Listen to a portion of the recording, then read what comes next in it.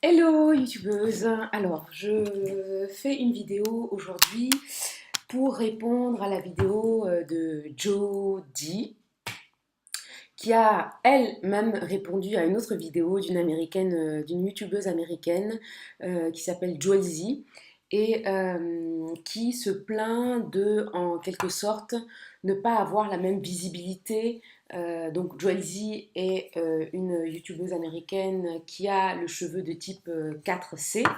Et donc dans sa vidéo, Joelzy évoque une certaine discrimination des cheveux de la communauté afro naturelle euh, concernant les cheveux 4C qu'elle estime être moins représentés sur la scène, comment dire, médiatique en quelque sorte, la scène commerciale des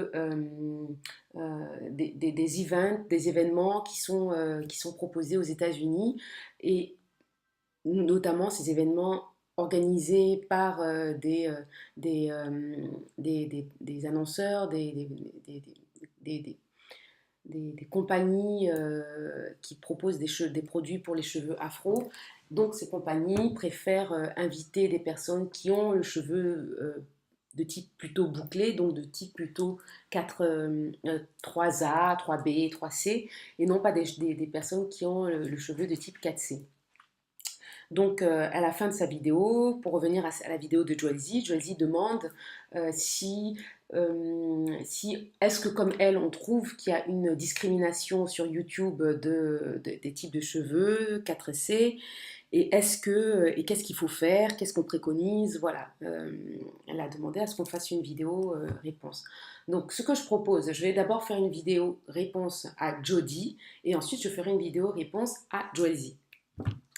Alors, pour répondre à Joey, je suis d'accord, effectivement, il y a tout d'abord la catégorisation des différents types de cheveux, 4A, 4B, 4C, pour les cheveux vraiment crépus.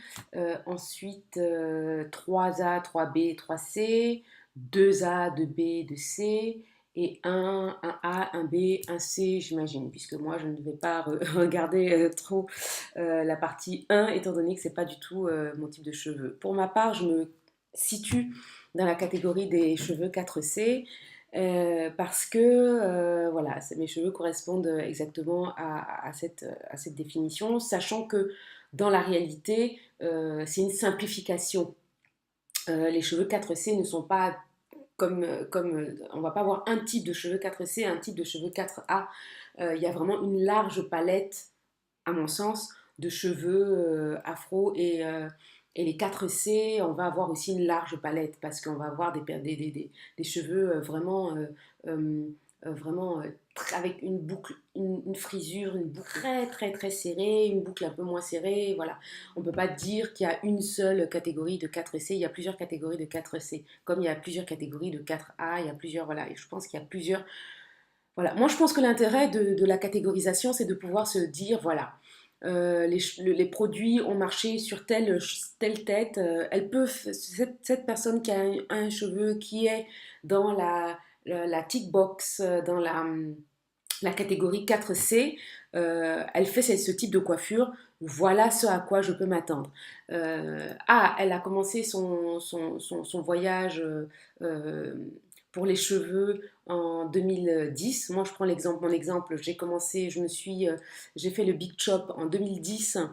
Et donc, ça fait 4 ans que je suis naturelle. Vous voyez, en 4 ans, même en coupant, voilà, j'ai pas énormément, voilà, j'ai pas des cheveux qui arrivent aux fesses ou quoi que ce soit. Donc, pour moi, voilà, ça, c'est une pousse, à mon sens, de type 4C. Voilà, puisque cette catégorisation permet aussi je pense, de dire, voilà, on a une pousse plutôt de type 4C, une pousse de 3A, sans dire que les cheveux 3A ou 4A soient meilleurs que les cheveux 4C. C'est vraiment pour pouvoir avoir une ligne de répartition concernant les produits à utiliser et la manière de traiter les cheveux.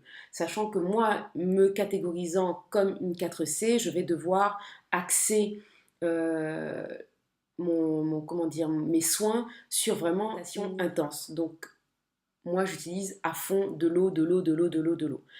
Effectivement, quand on utilise de l'eau, on a du shrinkage, mais j'ai envie de dire, il faut apprendre et grandir avec le shrinkage et apprendre à gérer et apprendre à aimer le shrinkage. Voilà, en 4 ans, ça donne ça et je pense que dans 2 ans, ça donnera encore ça, mais ça sera plus dans le volume, plus voilà, autre chose, autre chose. Les personnes qui ont les cheveux 4C ont un cheveu qui est différent. Les personnes qui ont les cheveux 4AB ont un cheveu qui est différent. Les personnes qui ont un cheveu 4A ont un cheveu qui est différent. Chacun a un cheveu qui est différent. Chacun peut faire des choses que les autres ne peuvent pas faire. Voilà, je veux dire, si j'avais un petit cheveu de type caucasien bouclé, je ne pourrais toujours pas faire cette coiffure que j'ai actuellement. Il faudrait faire d'autres choses. Si j'avais un cheveu de type asiatique, il faudrait également aussi que je fasse des traitements chimiques pour pouvoir avoir un cheveu qui tient comme ça tout seul. Donc j'ai envie de dire, c'est plutôt, voilà, moi pour l'instant c'est quelque chose qui va me permettre d'avoir une ligne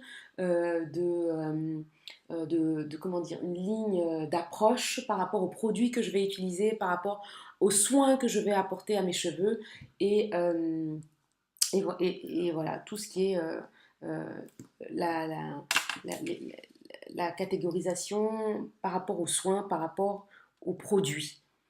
Ensuite, l'autre point, c'était qu'il y avait des difficultés à trouver des 4C, des filles 4C sur YouTube. Je ne suis pas tout à fait d'accord. Je pense qu'il y en a quand même pas mal. Même si elles font pas mal, il y en a qui font pas mal de rants, c'est-à-dire des vidéos dans lesquelles comment dire, elles mettent en exergue des problèmes qu'elles ont eus et donc c'est une vidéo sur laquelle elles vont mettre l'accent sur le fait qu'elles sont mécontentes par rapport à un sujet, notamment Miss Tanish, elle avait fait une vidéo dans laquelle un garçon lui disait pourquoi est-ce qu'elle se coiffait comme ça avec des cheveux comme elle avait. Donc je pense qu'effectivement il y a une approche américaine, afro-américaine qui est très différente de l'approche qu'on peut avoir en France ou dans les pays européens parce que le vécu, l'esclavagisme, euh, tout ça, ça laisse des traces. Ça laisse des traces et donc il y a le rejet du cheveu afro en tant que tel. Il y a comment dire, la hiérarchisation du better hair, les meilleurs cheveux, du good hair et ceux qui n'ont pas de good hair. Enfin, tout ça, c'est vraiment, ça fait un bouillon qui fait que je trouve que comment dire, l'atmosphère sur la blogosphère, sans faire de mauvais jeu de mots, la blogosphère YouTube, pour les Américains peut être quelque part stressante parce que j'ai vu quand même pas mal de filles qui avaient des cheveux 4C qui faisaient des vidéos pour se plaindre d'avoir eu des critiques négatives par rapport à leurs cheveux, par rapport à, voilà. On encense les cheveux bouclés, les cheveux de type 3 et 4A et 4B. Et quand on est dans la catégorie 4C, et bien là, voilà, on est mis au banc de la société naturelle. Moi, je vais donner des noms de naturels que j'ai en tête. Il y a Miss Tanish 1, dont j'ai suivi comment dire, l'évolution capillaire et maintenant elle a quand même une belle longueur. Natural Me Forcy, qui a aussi une youtubeuse que je suis.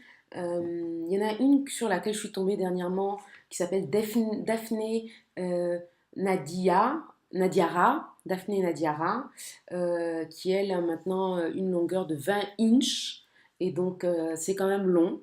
Il y en a une autre aussi alors il y a une autre vidéo qui tourne sous la youtubeuse Natural Rose et qui montre des cheveux, des longs cheveux 4C. Donc voilà, on peut on peut le faire les filles. Il faut garder il faut être positive. On peut voilà. Et le but, à mon sens, c'est bien évidemment si on veut avoir des longs cheveux, c'est bien d'avoir des longs cheveux, mais avant tout, c'est d'avoir des cheveux qui sont sains. Donc il faut quand même les couper. Voilà, couper, c'est pas grave, ça va pousser, ça repoussera, ça va revenir. Mais il faut sortir de cette histoire de les cheveux 4C sont au banc de la société, sont les moins bien. En tout cas, je trouve effectivement que euh, en France, on a moins enfin en France, en Europe, on a moins ce problème-là. Et les youtubeuses que je vois n'ont pas autant de problèmes que les youtubeuses américaines. Donc, euh,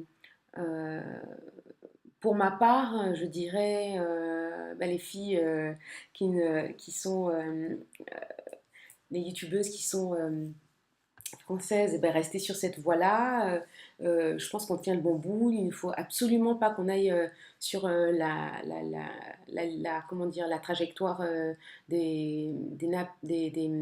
comment dire, des youtubeuses américaines qui sont harcelées parce que, ou bien qui ne sont même pas considérées parce qu'elles ont les cheveux forcés. Je pense que à nous ici en Europe de prendre le flambeau et de continuer sur cette ligne.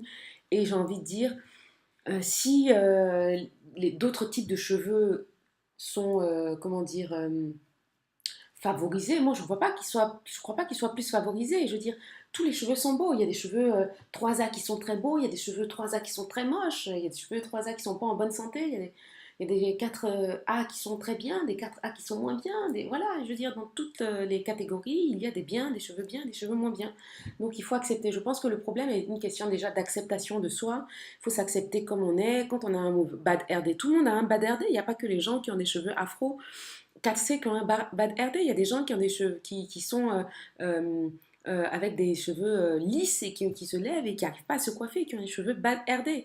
À ce moment-là, nous encore, on peut mettre un foulard, on peut mettre un modibo, voilà, on peut trouver une manière de s'accommoder de ça et certaines ne peuvent pas. Donc, je pense qu'il faut être contente. J'ai envie de dire, non, nous, sur cette partie